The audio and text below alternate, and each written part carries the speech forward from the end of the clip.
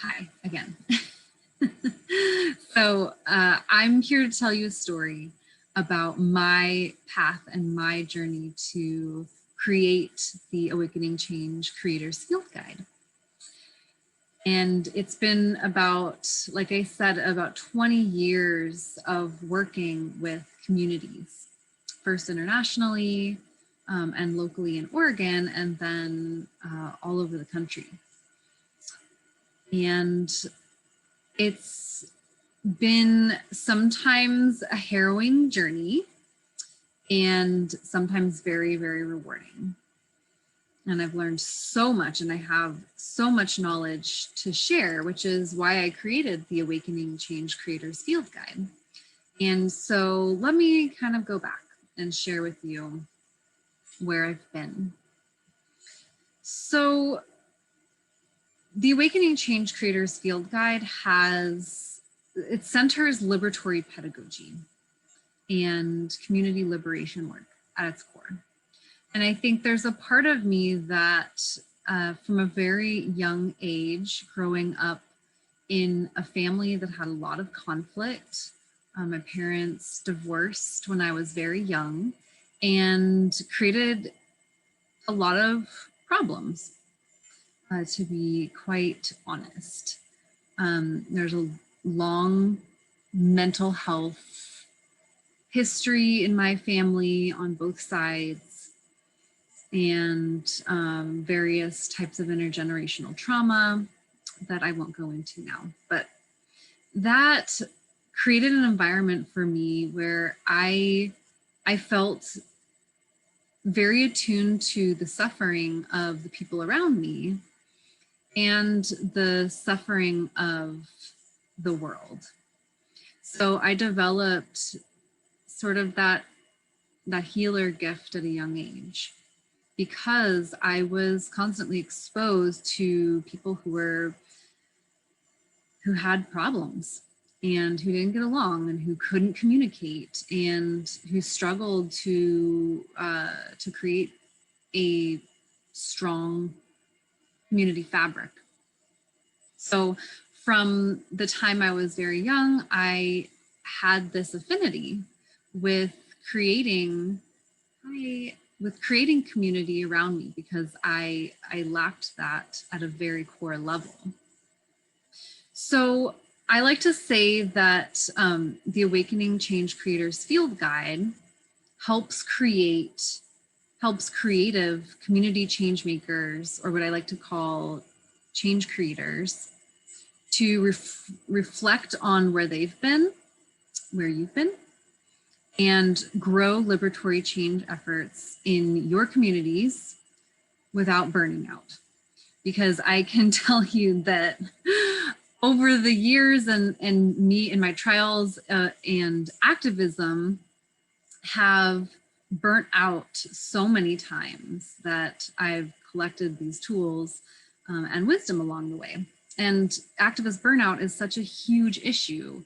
I've got the activist coach on now, so she knows very well and also speaks on these issues, that activist and organizer burnout is, a leading cause of movements not coming to fruition, or, groups reaching their potential impact.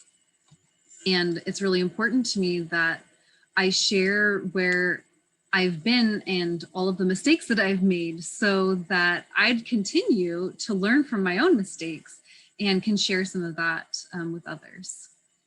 And I always wish that, I didn't set out to be an activist from the beginning. Actually, I wanted to be a veterinarian for a very long time. I even went to college and studied medicine. I was almost finished with the pre-medical series and was looking at schools to apply to. And there was just like something in my soul that was like, no, this isn't right. Because even if I help one or two animals at a time, there are still humans all over the world who are suffering and creating harm for the animals who are responsible for degrading the environment and whatnot for animals. So if I really wanted to make an impact and serve my animal kin, I would have to work with people, which I had been avoiding because of my own pain around my upbringing. So right around that time when that shift was happening, the Arab Spring started, and the Arab Spring activated something so deep in me for a number of reasons. For one, because I'm Jewish, and I'd always felt the intense conflict happening in the Middle East, in Israel and Palestine. And I had a friend at the time who was Libyan, and she had family in Libya.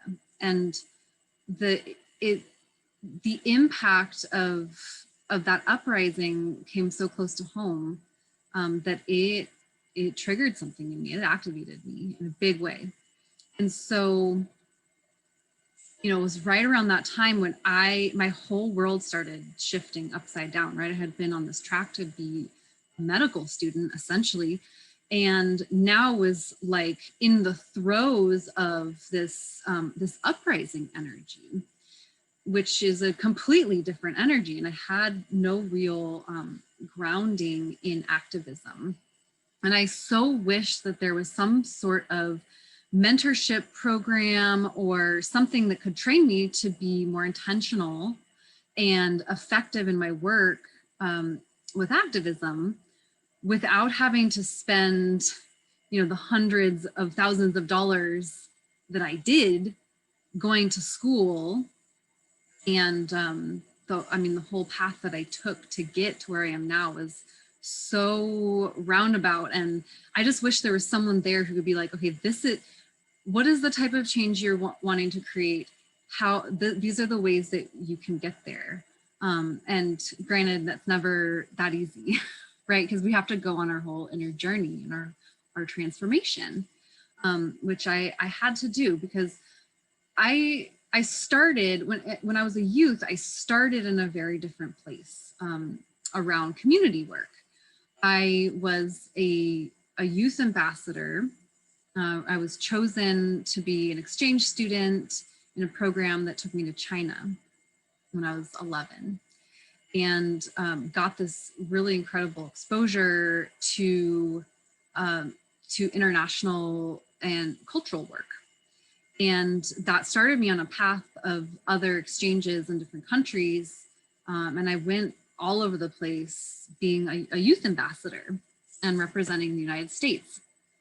And it was when I was an ambassador in Switzerland, and I fell in love with another young ambassador from Venezuela, and started getting these different perspectives on how people view the United States. And the United States, that was during the Bush era.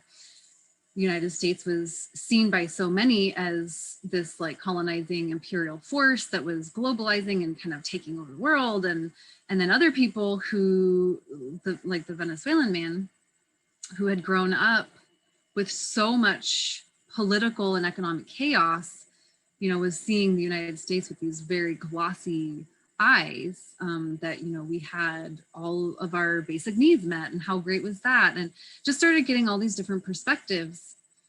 And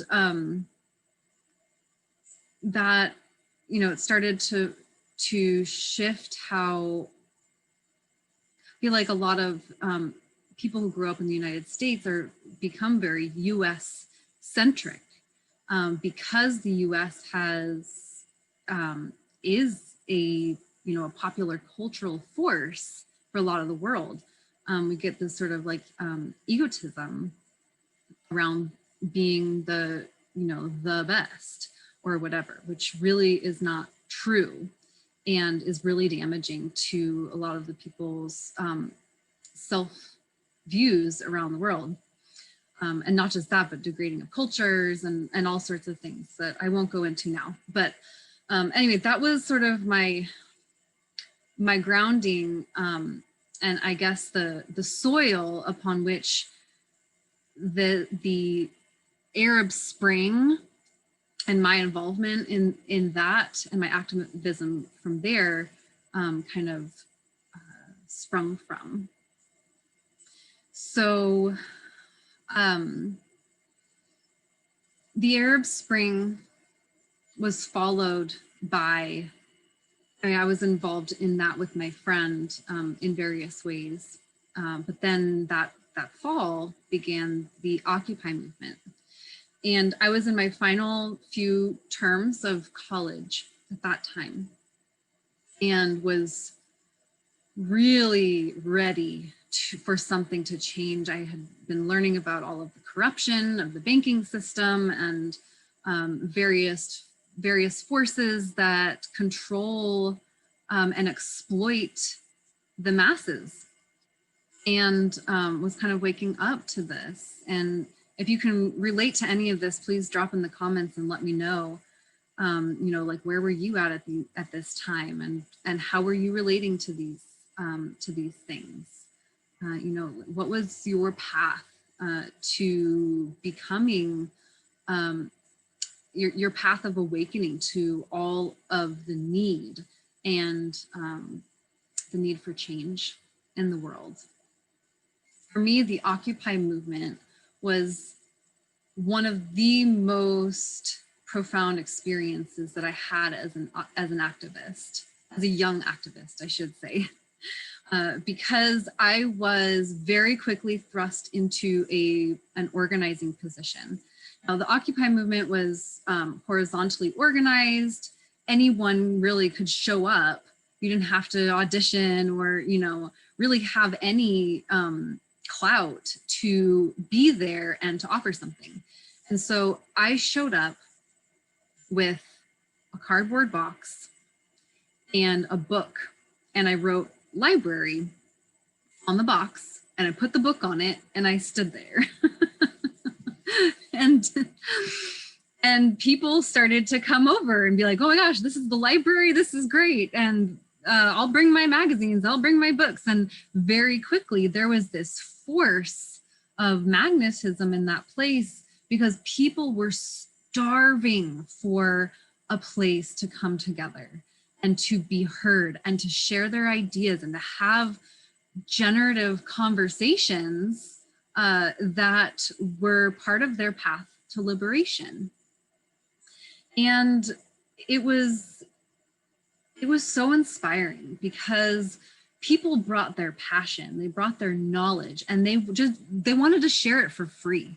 They shared their expertise and their stories and their life experiences in so many different ways, through somebody donated a typewriter. So you'd always find somebody in the library typing away their story or their manifesto, or, people brought their zines and they offered workshops and created this environment for civic education that is really hard to find at such an impassioned level. You can find free workshops at the community college. There's lots of different venues for inspired popular education or community-based education, but this had a spark of purpose. Like, people were there because they wanted to create a better world, and they wanted to create it together in community with other people.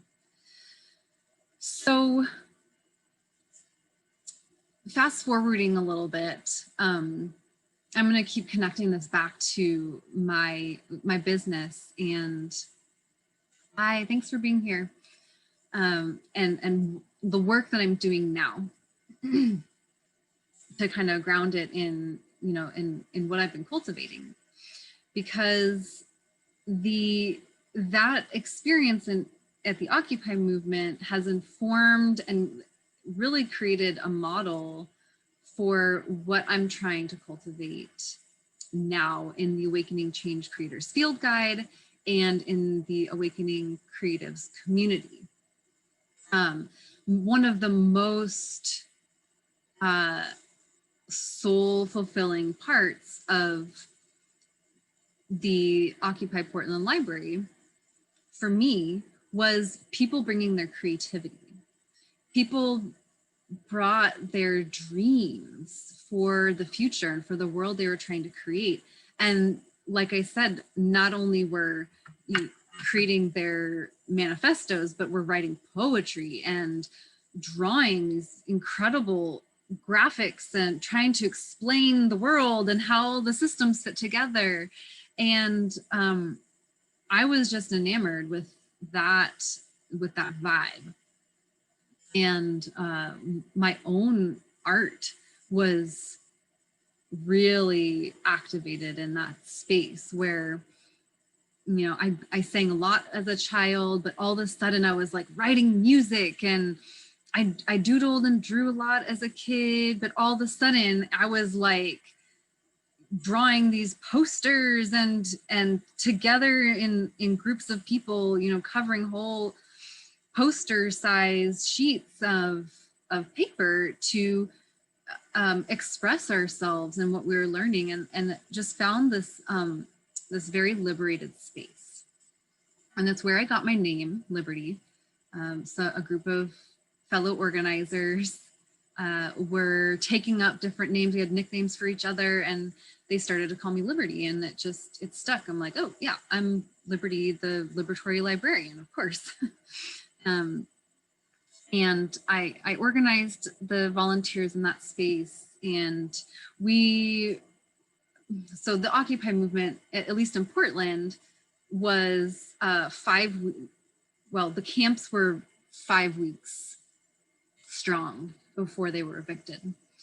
And after they were evicted, the organizers kind of went off into, there was an Occupy office that was sustained for quite a while, and a library existed there, and some of the books went different places, and the organizers also went off and did their own things. So there were different coalitions and organizations and projects and initiatives and all sorts of things that happened after that. So I also just want to dispel the fact that, you know, the Occupy movement ended and that was it, and it was, you know, it didn't accomplish anything, because that space really got a lot of people motivated and mobilized to be civically engaged. So I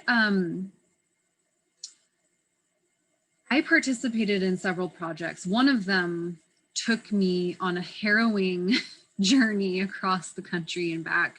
The OccuTour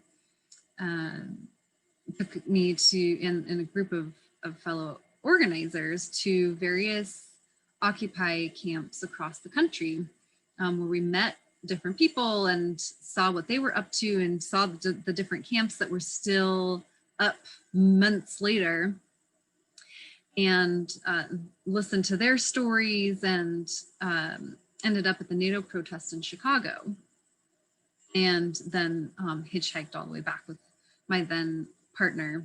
I was in a polyamorous relationship at the time. I was a sort of closeted queer, but not really.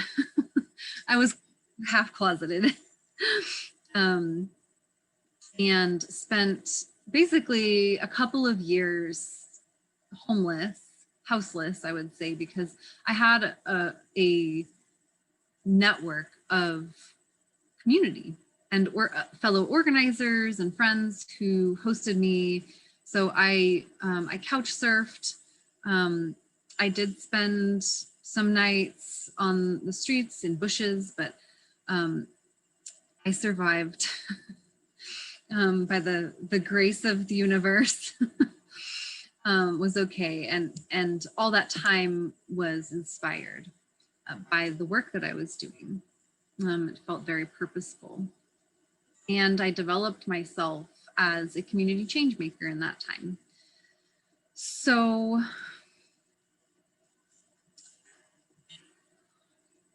what else do I want to say about that? I finally kind of, after that few years of hitchhiking around and wandering a bit, I was accepted into an eco-village in Portland, Oregon, the Tryon Life Community Farm.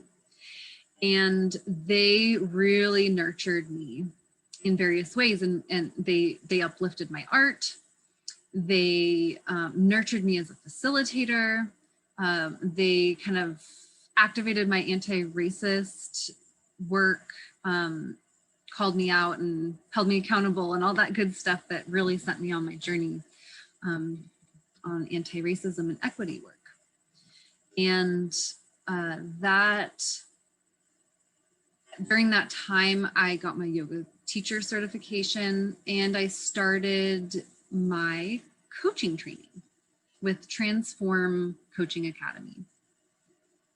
So by that point, I was like, I know that I want to hold space for community change creators, creative change makers, creative community change agents, people like me, and like the people who I've been attracted to who want to use their creativity and their innovation to make changes in their community, whether that is in policy, in raising awareness for different issues, street activism, activist education, and community leadership development, which is super important because there are leaders within organizations who are also activists because of the position of power that they hold within their organization that they can use to create so much change at the policy level in those organizations. And depending on the organization, even policy change in society. So that was the start of Awakening Creatives. I really started at the embodiment level, teaching yoga and creativity, cultivation, but over time, I'm like, I really need to work in more of the leadership education. So that's where the Awakening Change Creators Field Guide comes in. Because when I relaunched my business, the Awakening Creatives, this summer to support change creators during this very intense year, I set out to create a series of liberatory learning that both encompasses what I've learned while also staying grounded in the wisdom of the rhythms of the earth. Because within all of that I had learned, I had begun the process of decolonizing myself. And I don't use that word lightly. And what I mean is that it gets overused, and some people joke that decolonization has been colonized because it's been used and misused time and time again. So I use it intentionally to say that I started a dedicated study of decoloniality. I decided I needed to go back to school.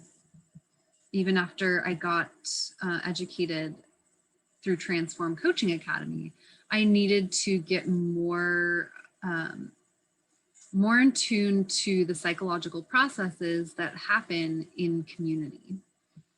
I was raised by two family therapists, and I didn't want to go down that route necessarily of individual or family therapy because I felt like there was something missing in Western psychology that didn't account for everybody's experiences, especially when it comes to anti-racism and anti-racist approaches to psychology. There's a lot missing in conventional Western psychology. So I went to I started out in a counseling program that was supposedly social justice oriented, and I found that after a while, they didn't quite practice everything that they preached, and I needed something that was more focused on community, and specifically community liberation, which is when I found Pacifica Graduate Institute, and they had a program there that I was attracted to is all about community liberation and indigenous/eco psychology. So that is where that work I started to polish the stone of this idea of a series of liberatory learning, of recreating spaces where people could come together and work through their ideas of what is making change. What is the kind of change that you want to make in the world? Who do you want to be in the world? What is the world that you're dreaming of and trying to create in relationship with other people? And the wisdom and the rhythms of the earth are so central to that, because in a colonial framework, the earth is just a thing that is there to be extracted from and to create wealth from. And in a decolonized paradigm, the earth is a living being who provides life and is conscious, and we are co-creating with. So the Awakening Change Creators Field Guide centers that philosophy, that we are creators and we are co-creators with the earth. So the Awakening Change Creators Field Guide is a great balance between the yin, the sort of restful and regenerative, and the yang, or yang, which is the active and the generative aspects of ourselves as creators. So in this program, you both get to reflect on yourself and find the places that need nourishment and regeneration, and cultivate the soils of your own work, so to speak, and also cultivate that seed, your seed of intention, the seed of the work that you want to blossom and ripen into the fruits of the world that you're creating with your community. So what else do I want to share with you?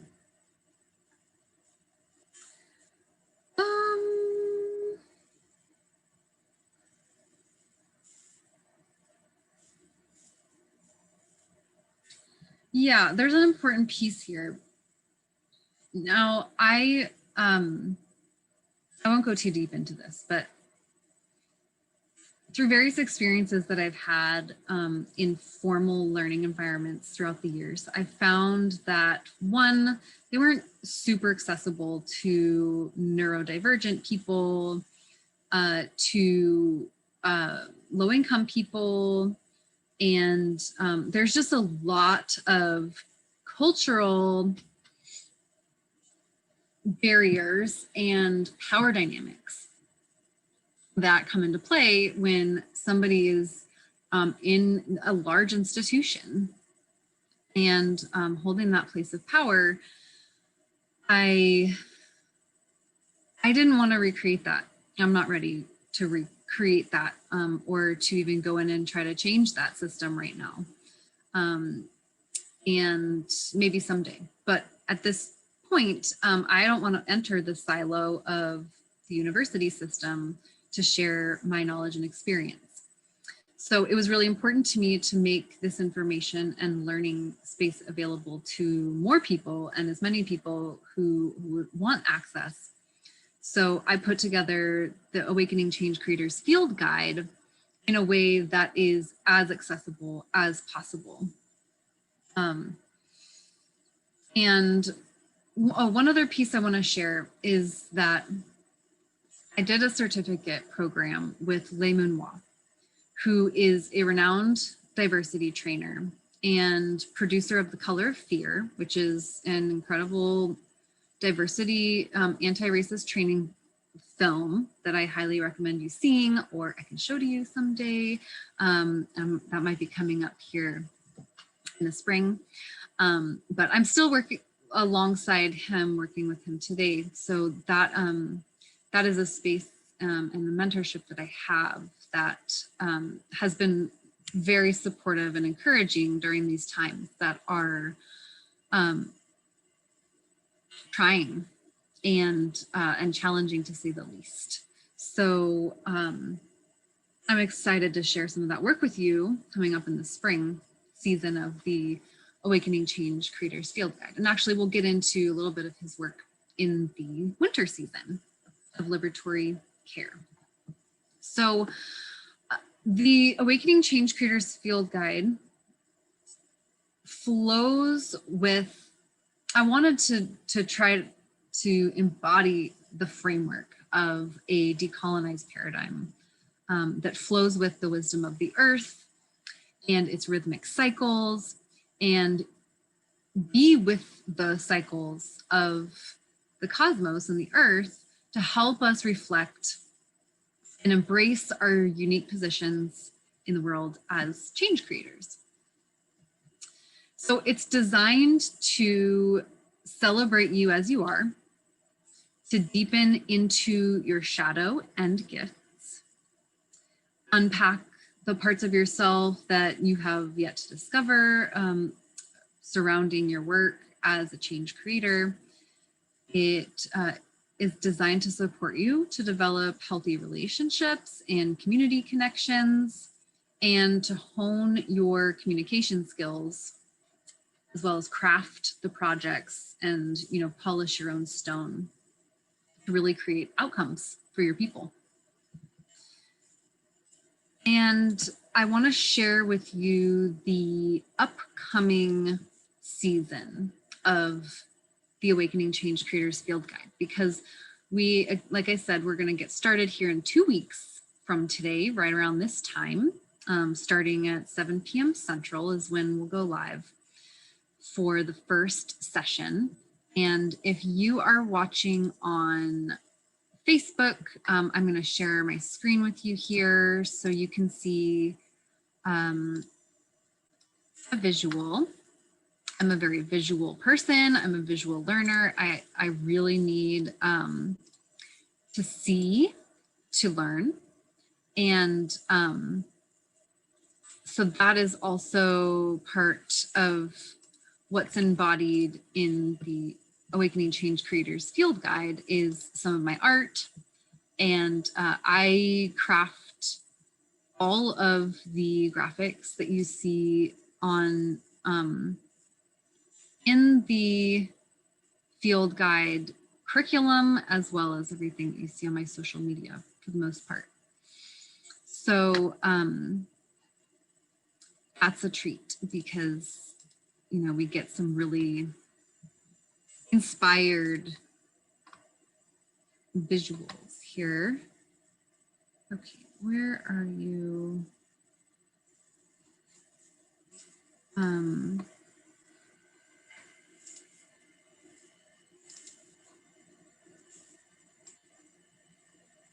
Here we go.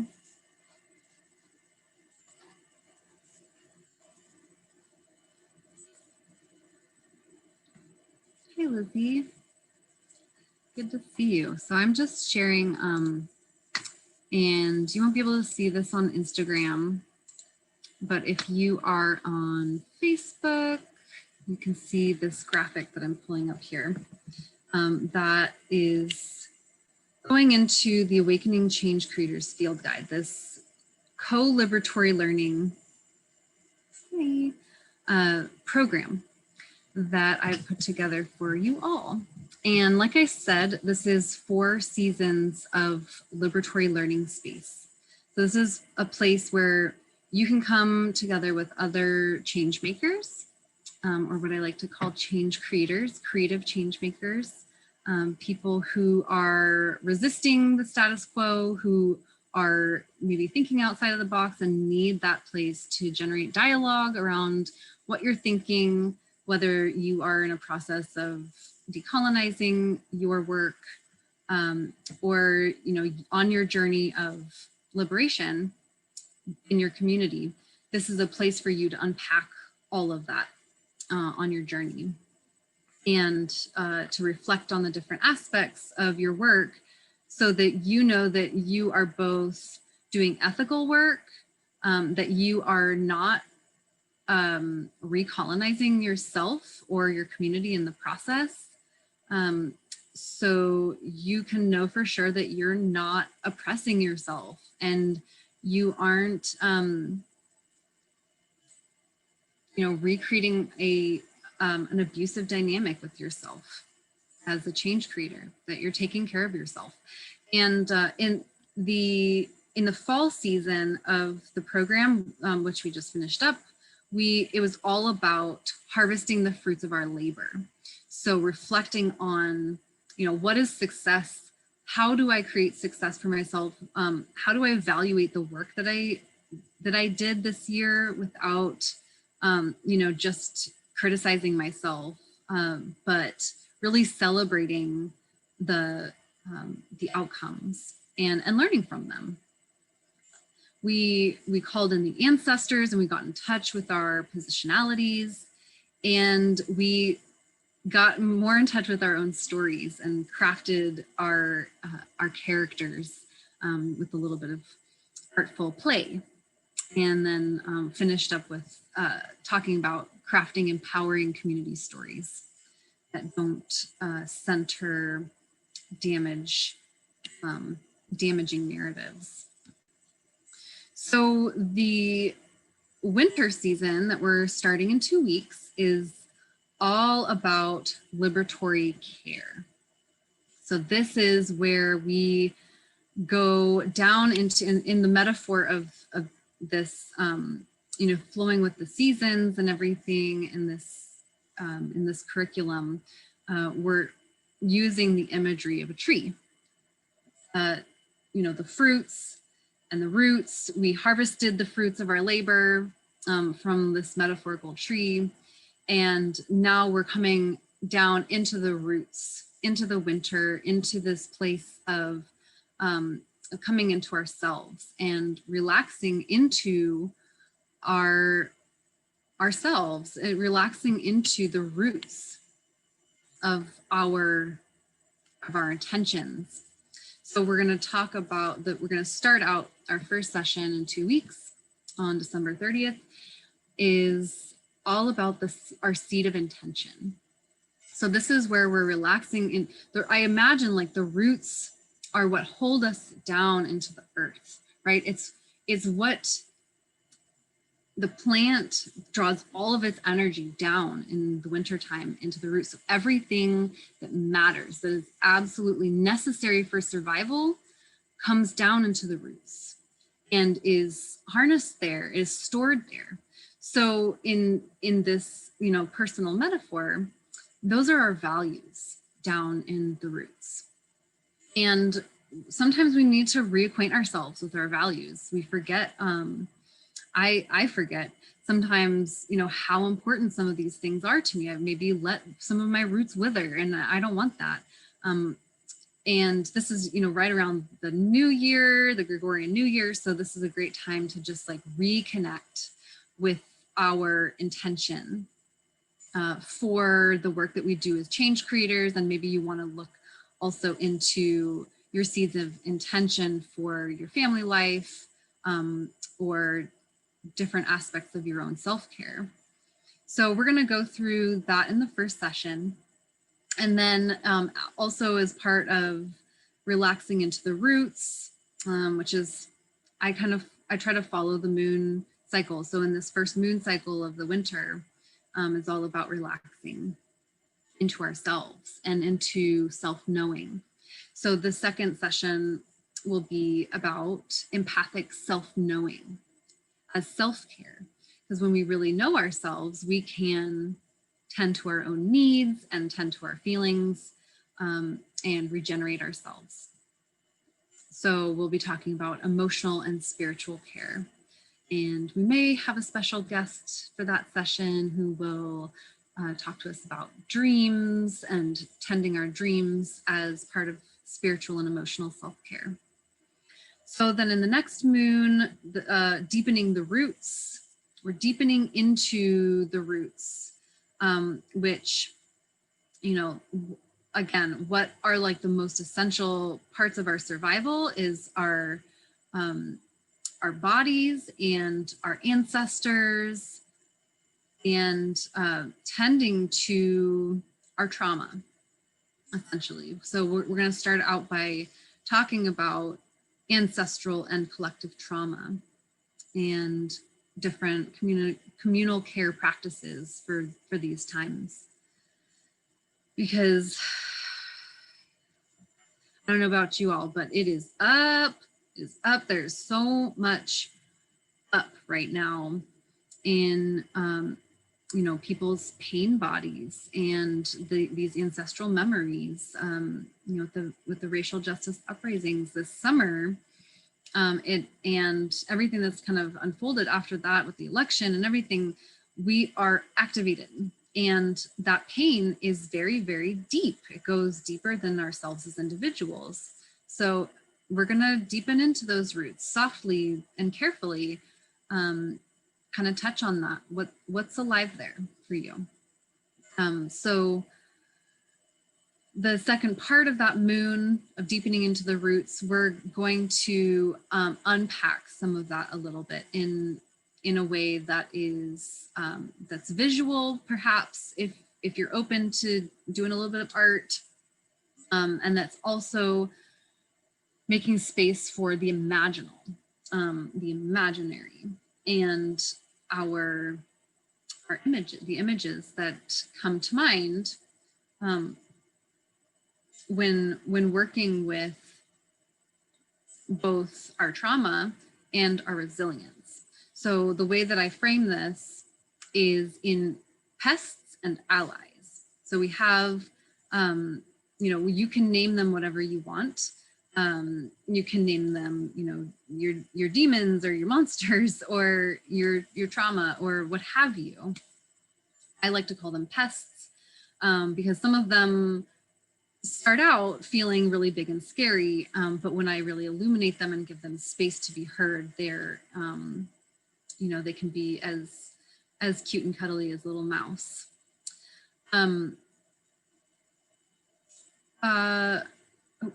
We had a glitch there, but we're back. And of course, allies are the forces that are there who are supportive and encouraging and uplift you.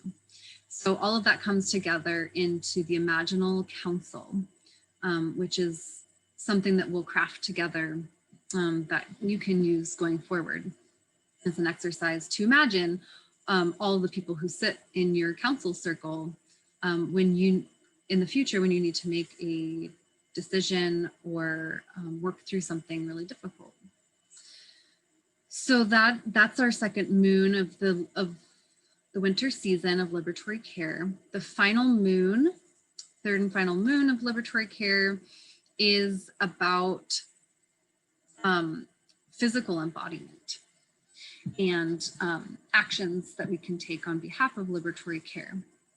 So if you have been following the Liberatory Care Coloring Book Project at all, which launched several weeks back, those artists that all came together to dream about liberatory care really went into the breadth of what liberatory care can be, what it can look like, which is, both individual and collective and everything in between.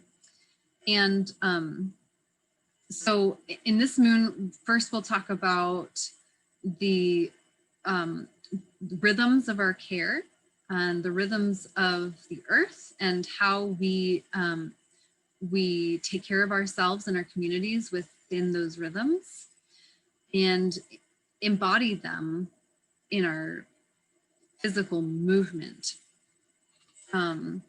So we're going to practice some breathing and movement exercises in that session. And then our final session is really about all the ways that we can embody liberatory care in our actions with other people, in our organizing, through mutual aid efforts, through movements, as in like social movements and organizing, and also cultural traditions of liberatory care that exist and have existed for millennia. So that is liberatory care, the winter season of this program in a nutshell. Liberatory care is, again, the winter season of 4 seasons of liberatory learning. That is the Awakening Change Creators Field Guide.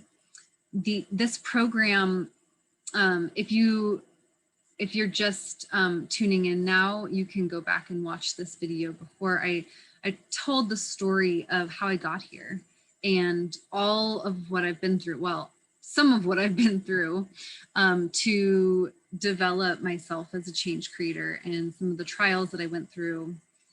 And I've been through so much. It's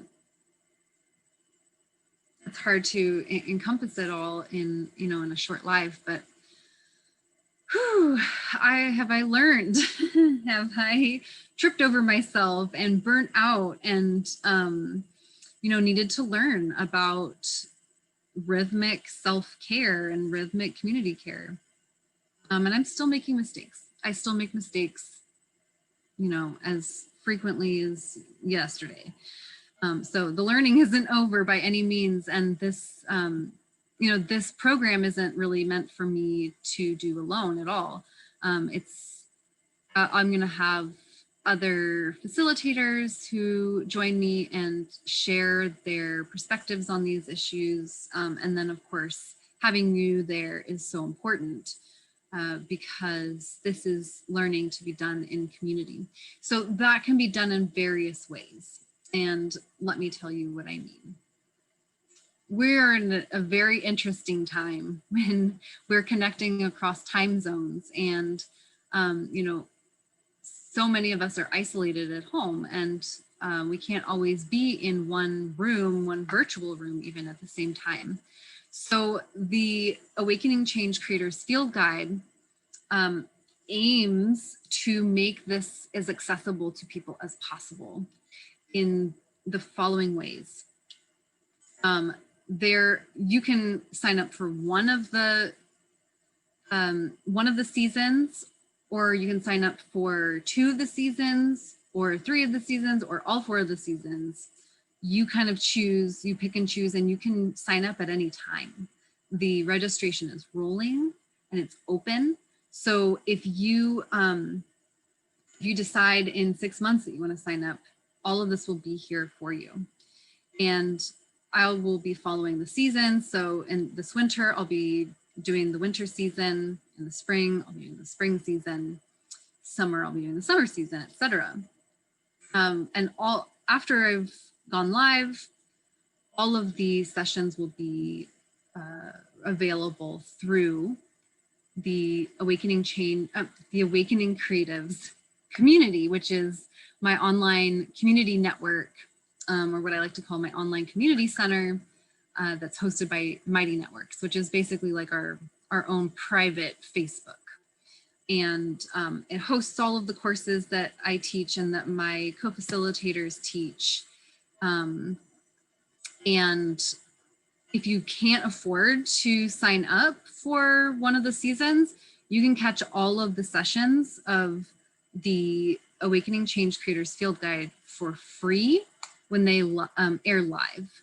So if you want to participate for free, you just be there at the time when the session airs and you can be included and ask questions and share your story and participate in everything. If you want the recordings and the additional materials and like the workbooks and everything like that, am I considering other platforms for those not using Facebook? So yeah, I go live on Instagram as well. And those are the only 2 platforms that I have right now. Oh, well, I guess there's always the Zoom as well. So usually I'll post a Zoom link and go live on Facebook and live on Instagram, but Instagram is limited. I can't share the presentations and the visuals on Instagram. because I can only go live on one platform at a time. But for those not on Facebook, you can hop onto the Zoom. And I post everything everywhere I can possibly think of. So I post updates on my website. I post updates on my newsletter, which you can find through my website, awakeningcreatives.com. And I usually will post an event on Facebook to remind people, and then I post on Facebook and Instagram to remind people. So yeah, there's a lot of ways to get connected to that. And for those of you who want to participate in the full course with all of the goodies, there are payment plans that extend out up to a year. And I provide reparations for people who believe that they are due reparations.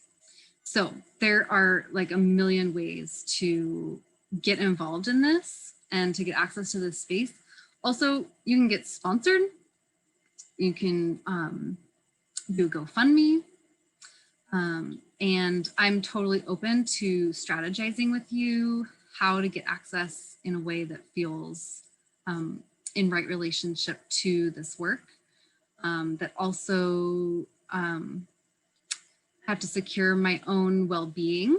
And, you know, that's an important part of this is I need to make sure that I am also cared for within the grand scheme of things so that I can show up as fully as possible. So all of that said, I would love to talk to anybody who's interested. Share, you know, you can share the links to my website, and I will put that in the comments of this video after it's posted. I need to hop off now and go to a meeting. I am supporting the tech team for Reparations Sunday, which is being hosted by Grassroots Reparations and the Truth Telling Project. And that's happening this Sunday at 4 p.m. Eastern. So come and heal in that ceremony. And it's all about reparations and building a culture of repair. So come and join. And you can find the information for that event on grassrootsreparations.org or thetruth-telling-project.org or either of their social medias. What else do I want to say before I say goodbye? These videos will be posted on, the replay of today will be posted on Facebook and Instagram. And I'll also provide a link on my website, again, awakeningcreatives.com. Are there any questions before we sign out? I'm so curious what you all are thinking and the kind of work that you're doing that would draw you to participate in something like this. Feel free to drop comments, and you can drop comments after this live is over as well. And I will respond. I check social media every day, except for the weekends when I'm taking care of myself and regenerating my own roots. All right, y'all, you take good care. Get lots of rest. Remember to drink water. Water is life. And remember that you are so important. Your work is so important, but at baseline, just you are valuable, and you know, we need you happy and healthy. So be good to yourselves, and see you again later.